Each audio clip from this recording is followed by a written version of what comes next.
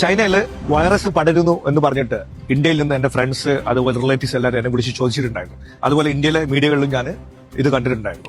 ശരിക്കും ഇവിടെ സംഭവിക്കുന്നത് എന്താണ്? ഇവിടെ ഇതുവരെ ഗവൺമെന്റ് ഒഫീഷ്യൽസോ അല്ലെങ്കിൽ ഗവൺമെന്റോ ഇതുവരെ അത്തരത്തിലുള്ള ഒരു കാര്യം അനൗൺസ് ചെയ്തിട്ടില്ല. പിന്നെ ഒരു സ്റ്റേറ്റ് എമർജൻസി ഇതുവരെ പ്രഖ്യാപിച്ചിട്ടില്ല.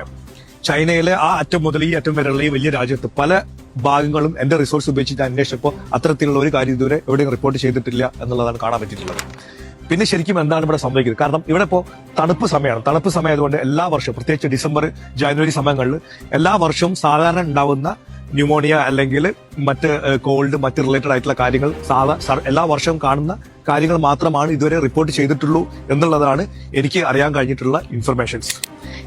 ഇതുവരെ വേറെ ഒരു രീതിയിലുള്ള ഇൻഫർമേഷൻസും ഞങ്ങൾക്ക് ആർക്കും ഇതുവരെ കിട്ടിയിട്ടില്ല.